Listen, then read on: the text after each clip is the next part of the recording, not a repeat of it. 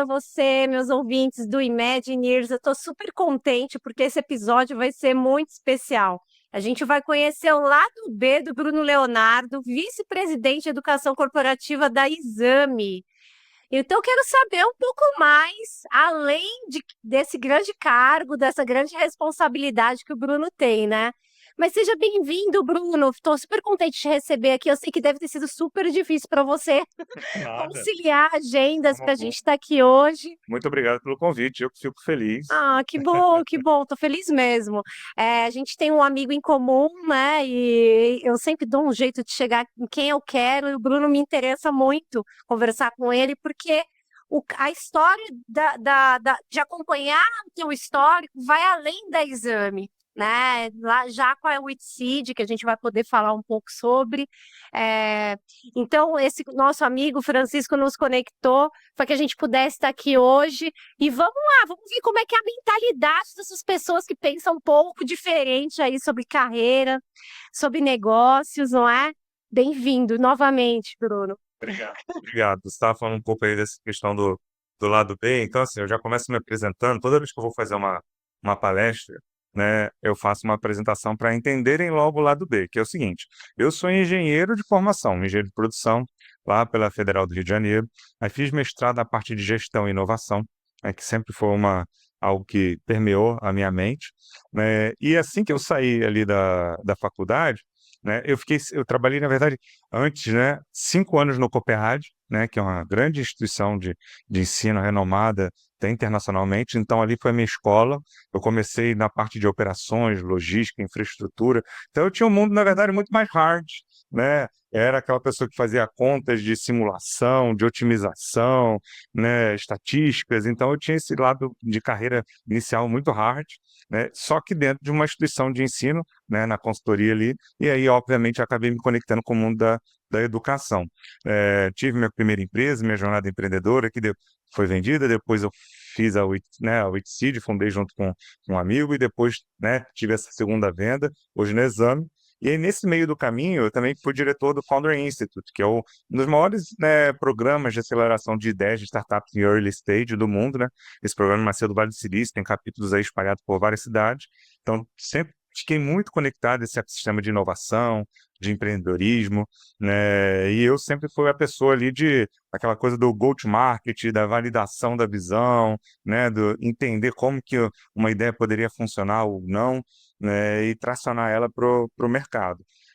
E também dou aula de vez em quando, né? Para os MBAs da FGV, né? E tudo mais. Aí eu falo assim, bom, essa é a parte formal, que a parte mais importante do cargo, ela fica para o final, na verdade. É que eu sou conselheiro do Flamengo. Dito isso, aí eu Gente, olha aí. me sinto apresentado aqui. Que legal, bem diversa aí tuas experiências. Depois eu quero saber como é que você chegou no Flamengo, porque Aí o currículo é a parte difere um da pouco. paixão e da loucura. Se você acha que empreendedorismo é loucura, na verdade o Flamengo que é a loucura, né? É, deve ser mesmo, deve ser mesmo. Poxa, Bruno, que legal. Fiquei surpresa de saber que você tem uma formação de estrito senso também, né? Porque a Uhum. maioria dos empreendedores não focam tanto nessa questão acadêmica, né? E Sim. como é que você foi parar no mestrado? Na verdade, assim, como eu já estava ali no COPEAD, né? O COPEAD, Uhum. como eu disse, é uma instituição de ensino que é muito renomada, valoriza muito a formação acadêmica. Então, mesmo eu estando na consultoria, fazendo os projetos ali de logística, de infraestrutura e tudo mais, supply chain, tinha uma valorização pelo seu crescimento também acadêmico, profissional da carreira. Então, na minha época, isso foi muito valorizado e incentivado pela minha liderança da época no Uau. COPEAD. Então, eles também foram pessoas, meus líderes, me incentivaram muito aí por esse caminho e, obviamente, conciliar, né? Porque imagina, se uma liderança não te incentiva, você conciliar um mestrado, estudo de ciência Eu com sei um bem como é trabalho que é. é super desafiador, mas deu super certo muito por conta desse estímulo deles também. Que legal. E você acha que essa formação acadêmica te ajuda hoje na tua atividade? Certamente, assim, muita gente hoje coloca em dúvida, né, a questão da formação acadêmica versus a habilidade profissional. O que eu acho que é o que mudou muito no mundo e eu acho super válido é que acabou aquela coisa dos rótulos. Ah, eu só posso contratar engenheiro, só posso contratar cientista da computação para computação, só posso contratar advogado para... Gente, assim, Se eu for olhar, por exemplo, na própria Witseed, na história da Witseed, eu tinha pessoas formadas em direito no mundo comercial, eu tinha pessoas formadas em oceanografia no mundo de desenvolvimento, de tecnologia, eu tinha pessoas formadas no mundo de ADM, trabalhando na parte de cinema, de produção. Então, assim, essa diversidade, ela chegou certamente ao mercado de trabalho e eu acho isso lindo. Agora, sim, eu acho que tem hoje, obviamente, eu acho que as habilidades começam a tomar uma importância fundamental na escolha de cargos e tudo mais, mas eu vejo como fundamental a parte de você ter ali uma estruturação da sua carreira acadêmica, que isso te dá embasamento. Por exemplo, se eu olhar para trás, muitas das relações e conexões que eu fiz na faculdade continuam até hoje, Olha só. né? A forma de você também desenvolver algumas habilidades. Eu fui posto na universidade a ter que falar, fazer trabalho em conjunto, cumprir prazos. Então você acaba que você tem um pouco de também vai moldando compromisso, vai moldando caráter. Eu brinco, né, que a engenharia forma muito caráter, né? É. Os cálculos e físicas da vida. Enfim, eu acho que tem. Resiliência, né, diante dos desafios. Exatamente. Então tem o seu valor, certamente. Que legal, que legal. Eu tenho um irmão engenheiro, tenho muito orgulho de falar isso. Porque, como alguém de humanas, É. passar por uma formação de engenharia realmente é bem desafiante. Mas, Bruno, quem é o Bruno antes ali? Né? Por que a engenharia? O que que você tinha ali pensando, imaginando o teu futuro? Vamos pular aí, não vou falar quantos anos, mas alguns aninhos atrás. O que que você pensava assim de desenhar? Qual que era o teu sonho? Conta um pouquinho. É engraçado, porque olhando em retrospectiva, quando eu olho, assim, minha infância, minha adolescência, eu acho que eu sempre fui uma pessoa que olhava determinada oportunidade que estava posta para mim e tentava transformar aquilo ali ou em dinheiro ou em negócio. Vou te dar um exemplo claro disso. Meu pai, ele proibia a gente de, por exemplo, jogar videogame durante a semana. Super certo, tinha lá o foco tal. Quando chegava sexta-feira, a gente ficava alucinado, eu e meu irmão, para começarmos a jogar videogame. Mas assim, esse videogame era só uma parte, a gente gostava muito de futebol, de coisas no prédio, na rua, no sítio, enfim, a gente sempre foi criança lá, criada solta, né? Só que nessa parte do videogame, eu tinha muitas fitas, porque sempre que meu pai podia, ele trazia uma fita do videogame para casa para eu poder jogar. E aí teve um momento que eu tinha acumulado muitas fitas e eu percebi que no prédio que eu morava, eu era talvez a criança que tinha mais fita daquele videogame na época. O que que eu comecei a fazer? Alugar as minhas fitas para os Olha meus amigos. só. Até que em determinado momento, né, o fluxo de crianças na porta do meu apartamento foi tão grande que minha mãe proibiu aquilo. Enfim, teve uma vez também que, por exemplo, eu fui passar no interior com a família do meu pai, férias, e aí meu pai deixou um dinheiro para que eu pudesse, assim, comprar uma bala, um doce, uma coisa que criança gosta de besteira de comprar. O que que eu fiz? Era um dinheiro para 2 semanas. Eu usei todo o dinheiro, comprei muita coisa e comecei a vender essas coisas. Gente, Então, assim, não. quando eu olho em retrospectiva, eu sempre olhava e falava assim, quando eu via uma determinada oportunidade, independente do campo em que ela estivesse, eu tentava transformar aquilo num negócio. E era meio que natural, sabe? Não era exigido. Então, eu acho que isso depois acabou tendo um fator fundamental na minha carreira empreendedora, que é olhar um problema e fazer como que esse problema pode ser desenvolvido do ponto de vista de negócio. Que eu acho que aí está o grande erro, sabia? Muitas das vezes as pessoas elas se apaixonam pelas ideias que elas têm, tá? E aí fala assim, não, mas Bruno, não tem que ser apaixonado pela minha ideia? Ju, não. Você tem que ser apaixonado pelo problema. Por quê? Imagina o mundo que a gente vive hoje, com inteligência artificial generativa, que muda um cenário de negócios a cada 3 meses. Uma empresa pode deixar de existir daqui a pouco. Se você é completamente apaixonado por uma determinada Carreiras, né? solução, Empresas e carreiras. empresas, carreiras, tudo. Se você é apaixonado por determinada solução, aquela solução pode deixar de existir daqui a 3 meses, e aí? Agora, se você é apaixonado pelo problema, e aí a gente, por exemplo, vamos falar do mundo da educação, pois sou apaixonado pelo problema da educação corporativa, do futuro do trabalho, desenvolvimento de carreiras, não importa o tempo em que eu esteja, a tecnologia que eu estou utilizando ou a habilidade, eu vou saber me adaptar para resolver esse problema de acordo com o tempo em que eu esteja, Perfeito. né? Inclusive, agora acabou de sair o relatório sobre o futuro do trabalho, Fora Econômico né? Mundial, né? Você chegou a Uhum. ter, lógico que você Sim. já teve acesso, e a gente tem visto o quanto os profissionais vão ter que acelerar né, as suas habilidades ali, a construção de novas habilidades, porque de fato a tecnologia está empurrando todo mundo, empresas e colaboradores, é PJ, é Não PF, importa o todo formato. mundo, para entender esse universo de forma rápida e continuar aí buscando formas de resolver o problema ou de forma mais eficiente ou de forma mais rápida, né? Como que se apresenta esse futuro agora já olhando como VP aí da Exame? Olha, eu até li e estudei um pouco desse relatório que saiu, se não me engano, essa semana, né? Semana. Tem um dado dois dados que para mim mais me chamaram a atenção. Primeiro milhões de postos de trabalho deixarão de existir por conta das novas tecnologias. Só que outros tantos milhões serão criados. O Girando. saldo, ele é muito positivo. Então, isso pelo menos é uma visão aqui Otimista. otimista para todo mundo que está ouvindo a gente falar assim, bom, então eu vou ter mais postos de trabalho nesse futuro. Só que aí vem o dado que é o que a gente tem que ter preocupação.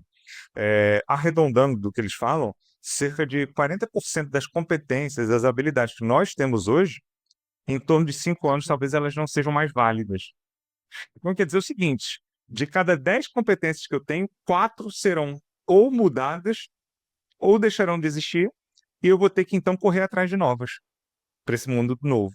Então, assim, só me resta, nesse ambiente que está posto, de tantas novas tecnologias, de mudança de habilidades na minha carreira, aí eu adotar um protagonismo e falar assim, olha, a carreira é minha, eu preciso entender que esse mundo está mudando a uma velocidade muito grande, e se eu não me adaptar, realmente eu não vou sobreviver nesse mercado de trabalho. De fato. Então, quer dizer que o futuro do trabalho é o futuro da educação também. Também. Não tem como Não, trabalho e educação andarem não, separados, ainda mais agora. não. Só que tem uma curiosidade que eu quero aproveitar a ocasião para te perguntar.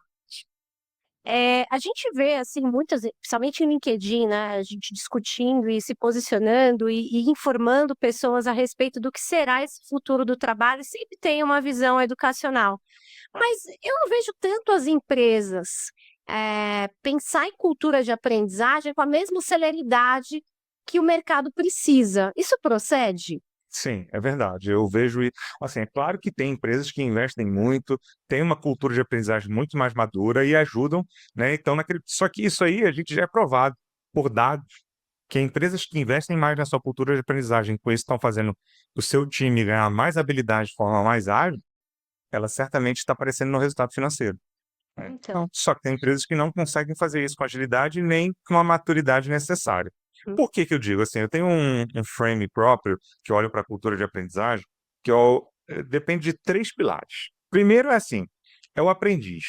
Hoje, ou a pessoa ela é protagonista, ou já era, não adianta. Não tem mais aquela coisa de empurrar treinamento obrigatório. Claro, tem que existir treinamento obrigatório em determinado ponto, sim, mas é, legislação, ética, compliance, cultura e tudo mais.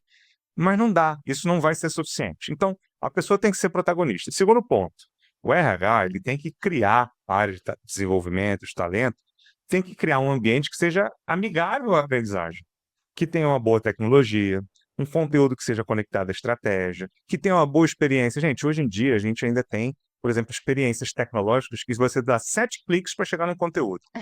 Verdade. Enquanto que É quando bem você vai assim. pedir uma comida com um clique você consegue. Então, Exatamente. assim, se você não pensar a aprendizagem também do ponto de vista de experiência do usuário, já era, tá? É. Então, o RH, além de pensar uma cultura que seja muito friendly, amigável à aprendizagem, ele também tem que fazer com que a experiência, todo esse ecossistema também seja muito bom para o funcionário. E aí entra o terceiro pilar, que para mim é a liderança, né? Não adianta de nada a pessoa querer ser protagonista. O RH ter diversas, vamos dizer assim, iniciativas, boas ferramentas, bons conteúdos, boas estratégias, se a liderança não compra isso. Então, é liderança, RH e o aprendiz. E a liderança ela tem que ser exemplo nesse processo. Ela tem que incentivar que aquilo aconteça. Ela não pode criar barreiras. E, infelizmente, eu já vi casos em organizações em que a liderança ela é contra às vezes, o trabalho. A gente tinha, né, a gente teve um cliente que esse era um exemplo, tá? A gente foi querer reconhecer, por exemplo, um funcionário por ele ser um dos top learners, top aprendizes lá da plataforma, e uma determinada liderança falou que não, porque senão isso iria passar uma mensagem ruim de que ela estava gastando muito tempo se desenvolvendo. Tá bom, vamos fingir que a gente entendeu, né?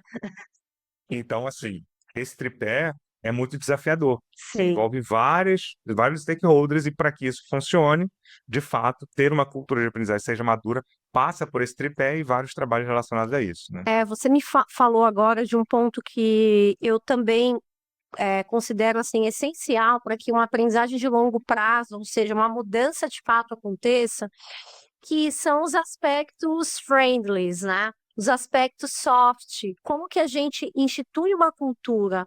Uma cultura não existe uma cultura feita a partir de um top-down. Não, Isso não acontece, né? somente não. Treinamento, sim.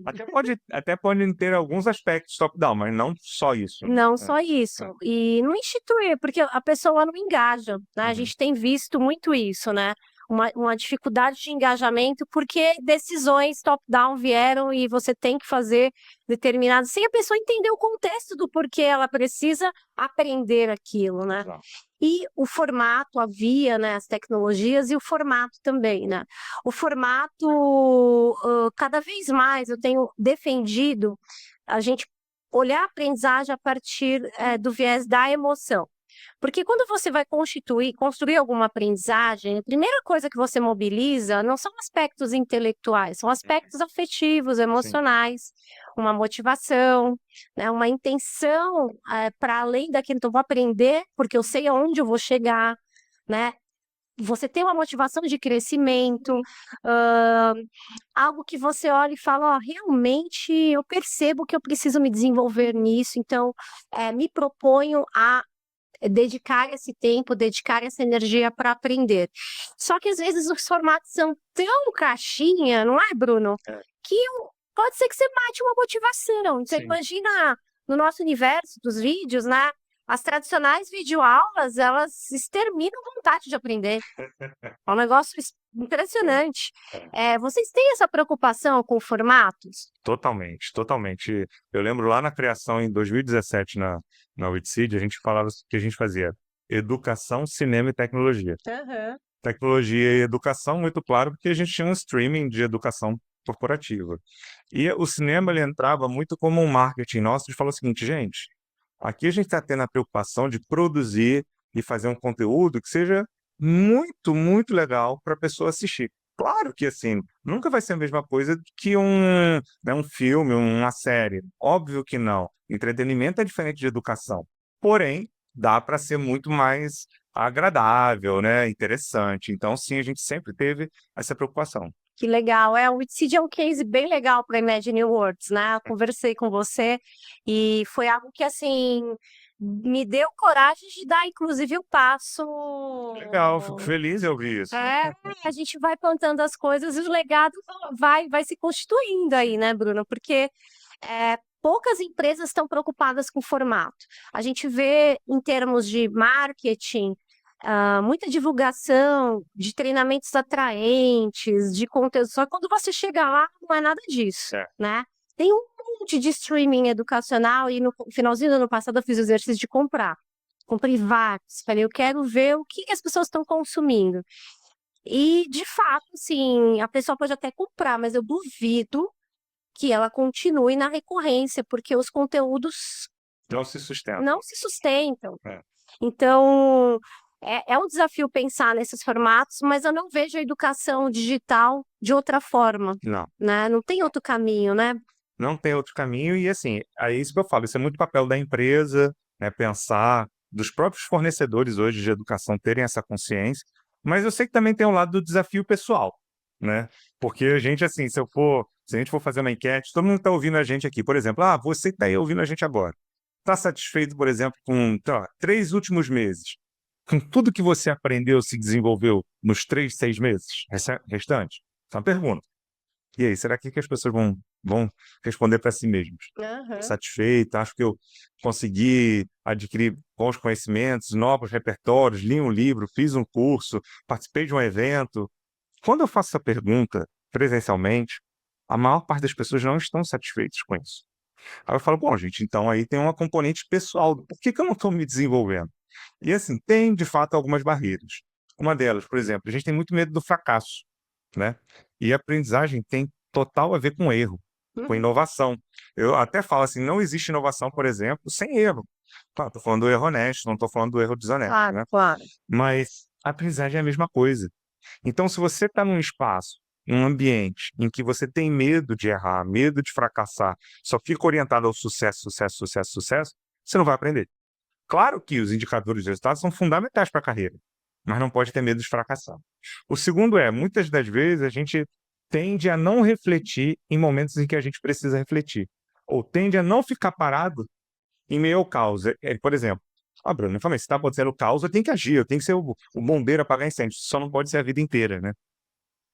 Existem situações emergenciais que a gente precisa atuar, agir rápido, mas existem situações e problemas mais complexos em que a gente tem que parar, refletir, estudar, buscar opiniões, benchmarks, estruturar para ter a melhor tomada de decisão. Eu vi outro dia uma estatística que boa parte das decisões, por exemplo, de líderes, tem que ser revistas porque foram mal estruturadas, mal pensadas.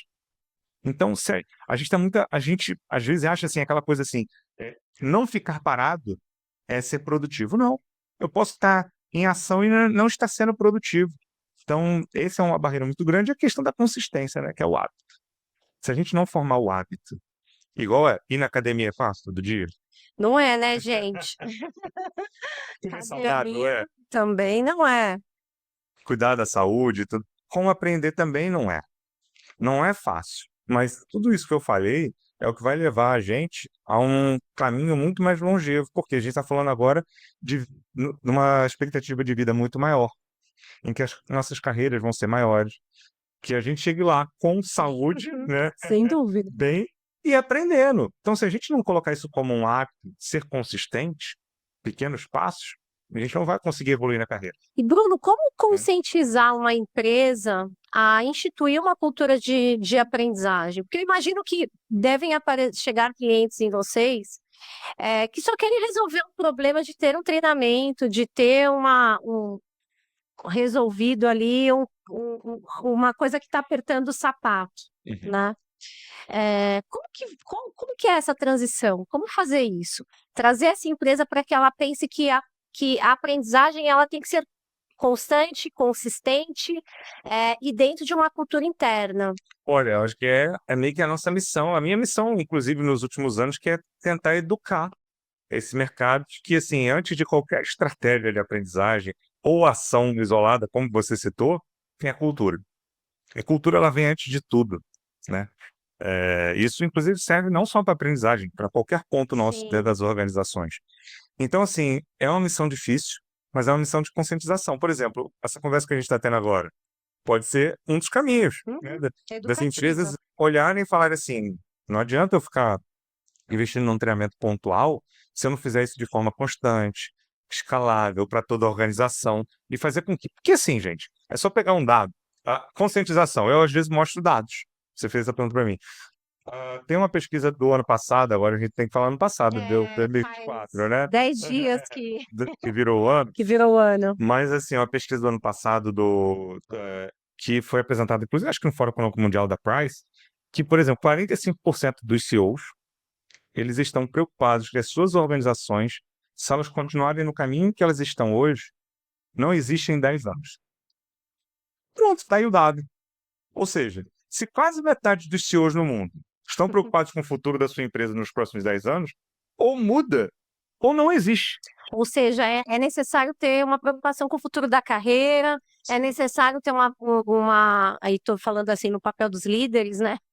É necessário parar para pensar que não é uma questão de promoção e de insígnias que você ganha ali dentro da sua carreira. É alguma coisa muito diferente, né? Algo mais consistente de uma construção gradual, mas que também seja consciente, né?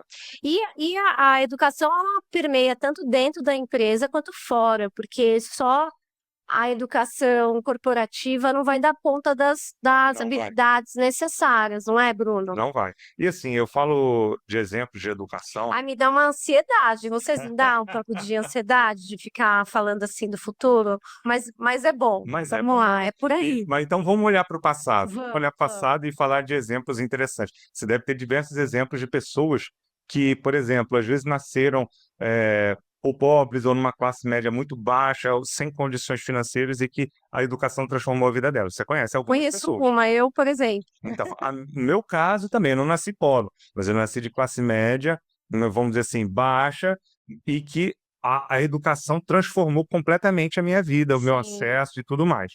A partir daí, gente, assim, você é um exemplo, eu sou conheço várias pessoas. Assim, e aí? É uma Sim, escolha, é uma né? escolha. Só que assim, isso vai continuar sendo. Aí que tá. A educação não me trouxe até aqui, mas o que me trouxe até aqui não vai me levar adiante. Eu tenho consciência disso, tá? Esse é o ponto. Então, se a gente tem essa consciência, esse trabalho ainda não está terminado, a gente tem que continuar. A gente nem sabe exatamente as trilhas que a gente ainda Não vai sabe, percorrer, mas não essa sabe. disposição em É. caminhar que é necessário, Aí não é, muita gente deve Bruno? estar olhando para a gente e falando assim, tá, mas onde que eu começo? Meu Deus, eu Do falo, que eu faço? que curso que eu vou Olha, começar? que curso é? Como é o MBA? Como é? Olha, eu diria o seguinte, a primeira habilidade que, inclusive, fora para o Fórum Econômico Mundial fala, uma delas é aprender a aprender. Aham, Sabe o que quer dizer isso? É que se eu tiver, e tem fórmulas, tem métodos, tem ciência por trás, de eu melhorar a minha capacidade de estar constantemente aprendendo, não importa qual vai ser a próxima habilidade, o próximo MBA, o próximo curso, eu vou estar preparado para encarar, né? exatamente. Na educação a gente tem uma das premissas é o aprender a aprender mesmo, né?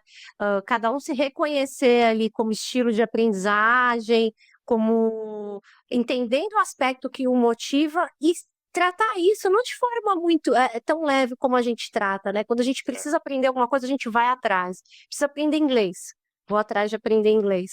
Não, é ver que o desenvolvimento está acontecendo. Quanto tempo as pessoas estão perdendo dentro das redes sociais, Exato. né? Quanto tempo a gente está jogando, desperdiçando, enquanto o mundo não parou, né? Às vezes eu tenho a impressão que tem uma galera, assim, que está meio entorpecida dentro desse universo das apostas, dentro do universo das redes sociais e perdendo essa oportunidade de desenvolver uma habilidade de aprender a aprender, que é essencial, né? A gente brinca, né? Infoxicação, né?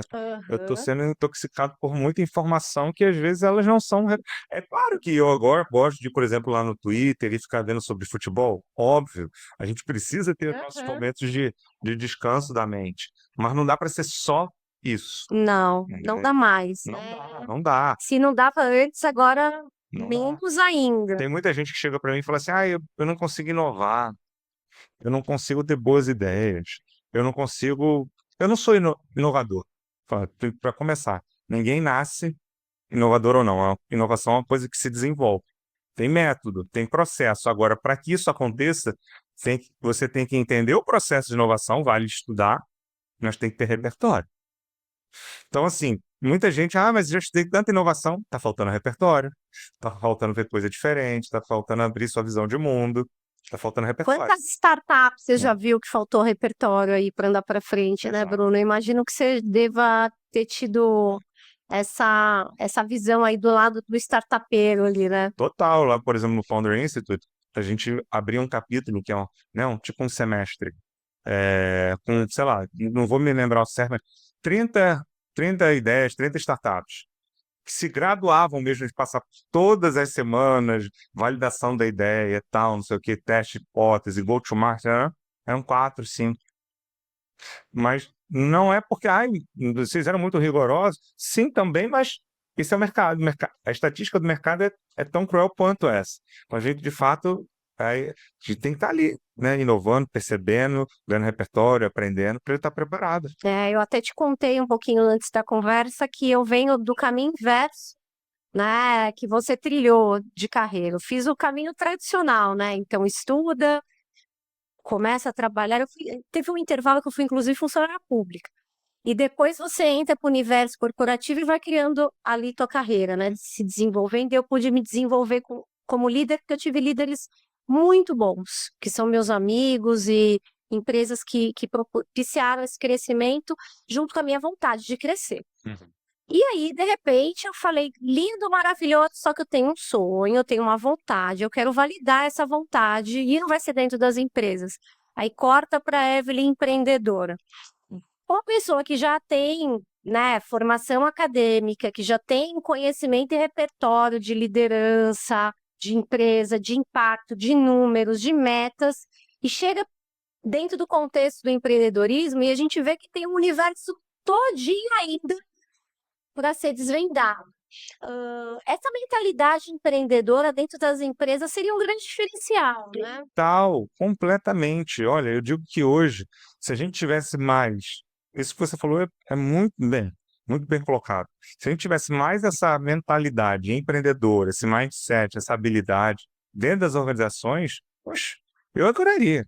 Porque eu acho que assim, quem não quer? Qual o líder que não quer, por exemplo, ter pessoas que estão pensando assim, olha um problema, tentar usar soluções, por exemplo, de inovação, ágeis, né? Gente, eu falo muito.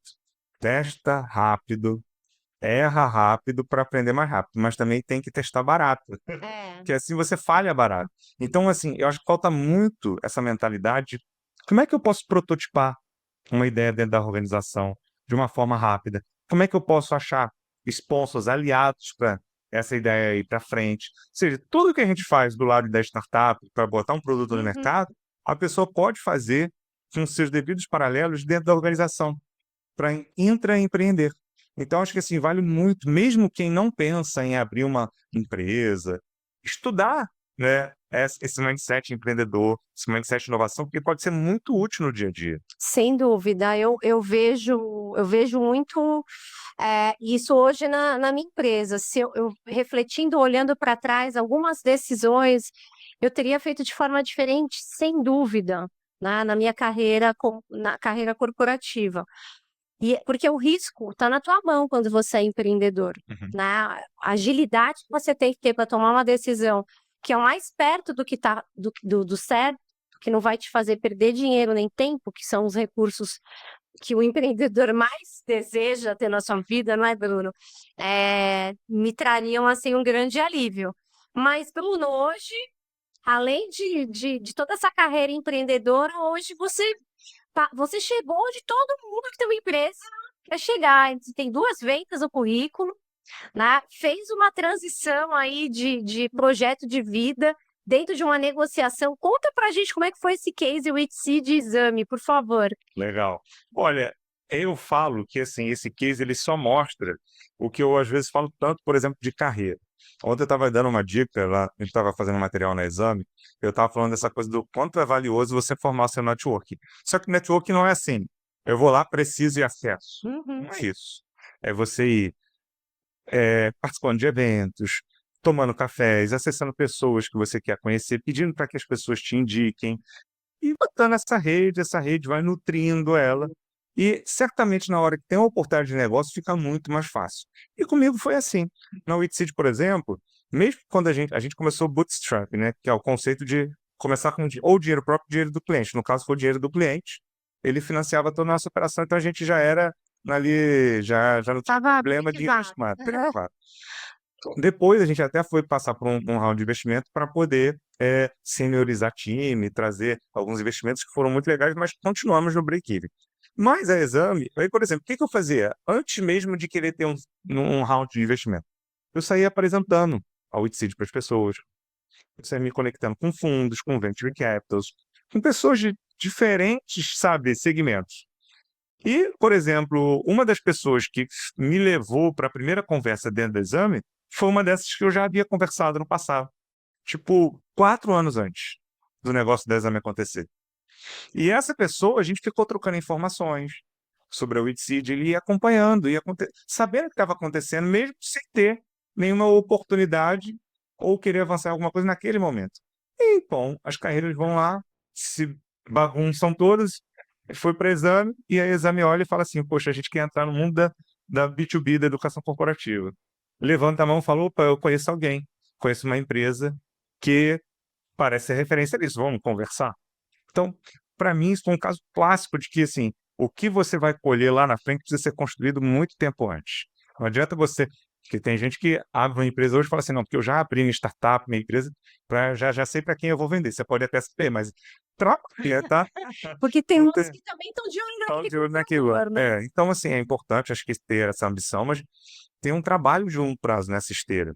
Então, isso foi muito legal. Então, acho que vem muito dessa construção de relacionamento, mas também de reputação.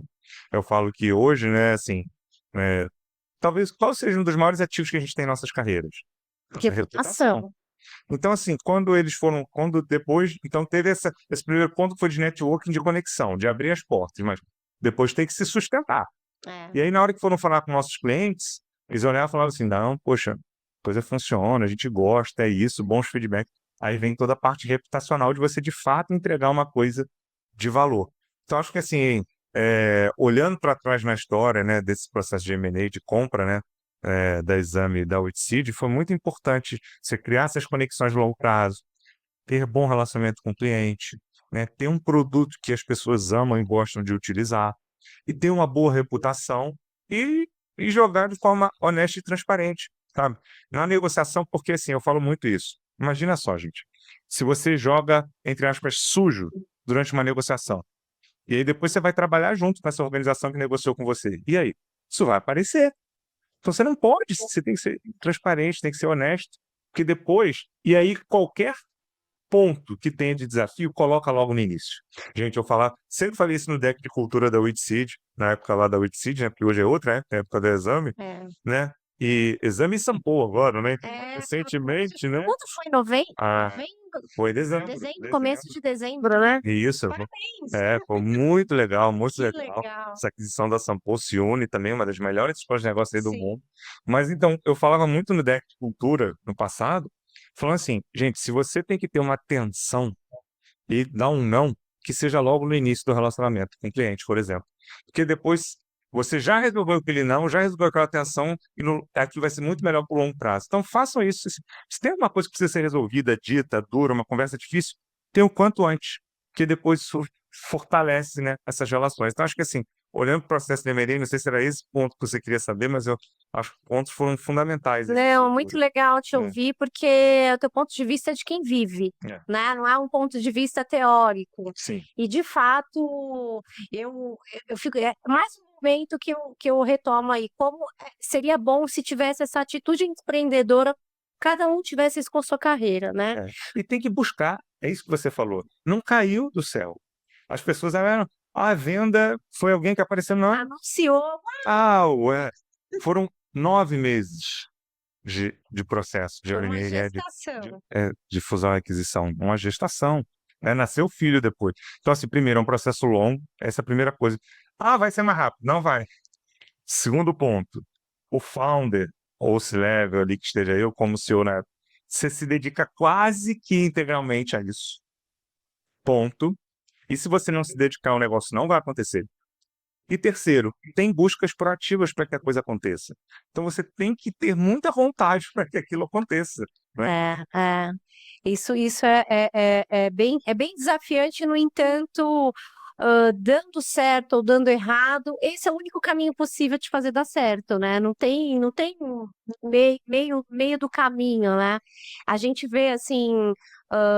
Momentos, eu tenho muitos colegas empreendedores e a gente vê muita gente buscando recurso, buscando recurso, buscando recurso. Nem sempre o recurso dentro da startup ele vai trazer ali um boom. Não é a grana, O dinheiro né? mais barato, sabe qual é? É o do cliente. É o do cliente, é o melhor dinheiro que tem, não O é? dinheiro mais barato. Quer Então, assim, dizer, trabalhe bem, né? vende que os problemas são resolvidos. Aí, vou falar, Bruno, mas não é tão simples assim. Tem negócios que precisam de um investimento muito grande. Sim, eu entendo que tem perfis de negócios diferentes. Mas se a gente for falar da grande maioria absoluta, é vende que a dor passa, né? Então, assim, e vender que eu digo vende para o cliente, né? Não necessariamente vender a Vender a empresa. empresa. Aham. Tem gente que não precisa vender a empresa, tem muito sucesso e ponto final, né? Que legal, muito legal o teu ponto de vista, Bruno. E aí, agora para exame, a gente está entrando num ano com uma mega aquisição. Uhum. Que a São Paulo vai se integrar com o B2B? Como é que Já vai está ser? totalmente Sério? Vamos, conta É. pra gente. A gente, então, assim, exame sample, né? E o objetivo imagina, você tem um um canhão, né, que é exame de audiência. São cerca de 20 milhões de usuários únicos por mês no nosso site, Uau! né? E a partir daí, é, imagina, a gente chega em muita gente no Brasil. E você tem do outro lado, né, antes, do outro lado, a Sampo, poxa, com uma excelência acadêmica absurda, prêmios internacionais, uma qualidade, muitos conteúdos fantásticos.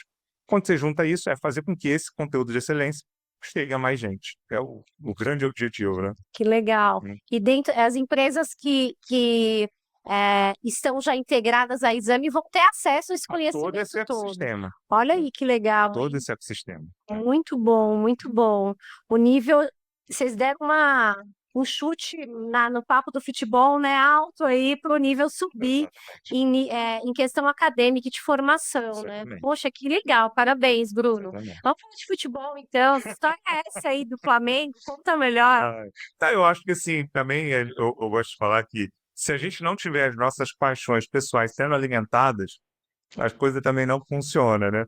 E o Flamengo é uma delas, né? Então, Olha, essas paixões pessoais em que me diverte, me distrai, né? Me deixa muito triste muitas vezes, mas como tudo na vida, né? Nem tudo são flores, mas assim, é a paixão que veio de pai para filho, né? Meu pai me levava, acho que eu tenho, acho que a primeira foto de bebê que eu tenho é eu com a camisa do Flamengo. É verdade, né? Então, isso nossa, vem lá de infância, passando de família, e eu acho que ocupa um papel muito importante, né? Na formação de laços, porque você tem aqueles momentos com seus parentes, com seus familiares, com seu pai, são momentos de união com amigos. Então, assim, se você não encontra seu hobby para que você tenha qualidade nessas relações, tem um grande desafio nessa história, né? Eu falo assim muito que o futebol é passional, mas ele une, ele faz com que você pense em coisas diferentes, né? Tenha uma válvula de escape. E, gente, assim, Harvard já provou, né? A qualidade das relações é o sucesso da felicidade ao longo prazo. Então, se a gente não nutrir relações de qualidade, seja ela no trabalho, seja no ponto de vista pessoal, não funciona. E o futebol acho que ajuda muito a nutrir essas relações de qualidade com pessoas que amam o Flamengo e as que odeiam também, porque a gente brinca ali, né? Um provocando o outro e assim por diante. e hoje o teu papel é ativo no Flamengo, então. Não, não Nem tanto, nem tanto. tanto. É. O É sem conselho, a né? bola no pé, Sem a né? bola no pé. Eu não sou executivo, né? Porque existe o conselho executivo, vamos dizer assim, a diretoria executiva, ela é eleita, né? Presidência, vice-presidente, depois eles vão escolhendo executivos que são hoje, muitas da parte deles, assim, até remunerados, contratados para isso. Eu faço parte de um conselho deliberativo que é como se fosse quase que um judiciário, um legislativo, judiciário não, um legislativo. É aquele ali que vou aprovar um patrocínio, aí a gente vai lá e vota, né? Vou aprovar, por exemplo, a compra do Você terreno, fica no banco. é, Aí, quando tem essa necessidade necessidade eles danada, chamam e a gente vai lá. que Pronto. legal, que legal. Deve ser divertido, É um papel de um porque conselheiro mesmo, é. sim, que legal, porque ah, de certa forma as decisões estratégicas passam por vocês Muitas delas ali. acabam passando, né? O pessoal até brinca, Bruno, então você sabe quem vai ser contratado? Não. Jogador, essas coisas, Eu tudo já isso, ia começar a fazer umas tudo isso, perguntas aqui, tem coisa que tudo isso é direto para a diretoria e aí é no executivo. interessante. Quais são os seus desafios para 2025, Bruno? Muitos, gigantescos, né? Primeiro, eu tenho os desafios próprios da carreira, que é continuar evoluindo num mundo que muda muito mais rápido, vou voltar a isso, né? E levar, então hoje eu olho muito o senso de comunidade. Eu acredito que construir comunidades é o futuro, né? Não só para a venda, mas também para a construção de relações genuínas. Então, estou investindo muito nisso de construir comunidades. Hoje a gente na Exame tem o Clube CHRO, que é de Se Leva GH, tem o de CMO, tem o de ESG, que é de sustentabilidade, a gente mirando outras comunidades. Então, eu quero investir muito, né, em como que a gente pode formar grandes comunidades que, de fato, tenham essa relação muito genuína, que aí, no fundo, o negócio, a compra, é uma consequência. Sim, a comunidade É. é, seria uma comunidade de aprendizagem, comunidade. Ambas têm comunidade de relacionamento, de aprendizagem, para eventos, enfim, a gente pensa em coisas que a pessoa ela vai conseguir ela já hoje é assim, ela consegue se conectar, né, com pessoas de altíssimo nível, trocar, ela consegue sim receber conteúdo de relevância. Então, pega todos os aspectos. E o quanto vai ser bom isso para é bom para as empresas, considerando a questão até do networking, né? Exato, Como uma empresa exato. educa a outra, né? Compartilha com Ver a boas outra, vê boas práticas. práticas. É. Eu também acredito muito no poder das comunidades no universo do trabalho. E no fim, assim, eu trabalho com esse senso de comunidade desde a minha primeira empresa. Na parte de CSC, por exemplo, serviços compartilhados, a gente ajudou a fundar lá os primeiros grupos de troca de benchmark. Lá, tipo, eu vou falar 15 anos atrás, eu nem vou recordar, mas que existem até hoje. Então, eu sempre trouxe ao longo da minha jornada, seja na minha primeira empresa, depois na segunda Witseed, agora o Exame, essa questão de construir comunidades para criar relações genuínas e com isso, enfim, como eu disse, o negócio é consequência, né? Que legal. Se pudesse dizer aí uma frase para esse ano de 2025, qual seria a tua frase? Zero tolerância para zero aprendizagem. De fato, não vai, simplesmente você assina embaixo, você vai existir em pouquíssimo Exato. tempo, na Tanto verdade. Não uma é que ser pessoa radical. quanto uma organização. Exatamente. Vamos esperar aí que a cultura da aprendizagem se acelere, com as empresas entendendo o quanto, porque assim, não dá para ser instituído em 6 meses uma cultura de aprendizagem, São nem em passos. 1 ano, mas tem que começar. Sim. Tem que começar. É. E tem todas as ferramentas para isso hoje no mercado. É realmente priorizar e dar espaço de decisão, né, Bruno? Exato, com Poxa, certeza. que legal. Papel da emoção na aprendizagem, Bruno. Você sabe, nós trabalhamos com filmes, trabalhamos com a arte do cinema, unindo com a consistência educacional. Você vê isso dentro desse futuro que se desenha? Completamente, sempre acreditei nisso. Acho que a educação ela tem diferentes formatos, né? Não existe um só. Eu acho que você envolver uma pessoa através da emoção vai tocar, né? Por exemplo, quando a gente olha para um filme que é bem construído, tem um bom storytelling e é bem desenhado, é muito melhor. E a educação pode ser assim também, né? Precisa ser chato, né? Não precisa. Já passamos dessa É, fase, né, de que tem que é, ser difícil, chato, exato. inacessível, não é? Nós acreditamos A muito gente tem que usar nisso. mais o poder do marketing, né? Eu sempre fui um amante do marketing a vida inteira, sempre estudei muito, e eu acho que a gente tem que usar, eu falo isso para o RH já há anos, né? Para todos os RHs que eu conheço, a gente tem que usar mais o poder do marketing a nosso favor, na comunicação, na estruturação de projetos, né? E toda a arte, essa ciência que está por trás, né? Pois é, a arte ela chega em caminhos que a parte racional não acessa. E fica tudo muito mais fácil, né? Exato. Para aprender, para envolver, para motivar, para trazer de fato transformações e mudanças, que é o que o mundo do trabalho está precisando tanto e precisando rápido, não é? Exato. Que legal, Bruno. Obrigada pela tua presença. Estou Imagina. super contente de te receber aqui. É, Sei que deve ter sido difícil Nada. coordenar toda Imagina. tua Agradeço pelo rotina, teu convite. horário, mas esse papo assim espontâneo com alguém que tem bastante experiência na real da vida, né? Seja do empreendedorismo e agora olhando aí pelo olhar de uma empresa, né? Inspira muito, inspira muitas pessoas e vamos inspirar as empresas agora, né? Certamente, De certamente. forma pesada, vamos mostrar que é possível construir uma cultura de aprendizagem das inteiras. Totalmente. E que todos fiquem à vontade para ampliar essa conexão. Se botar lá Bruno Leonardo no LinkedIn, acha fácil.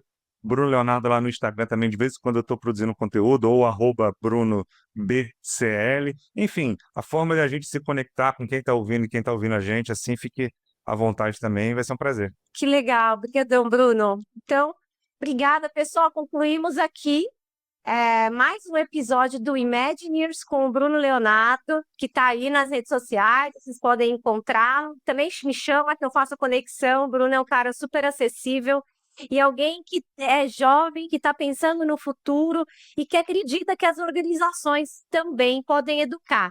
Muito obrigada e até o próximo episódio.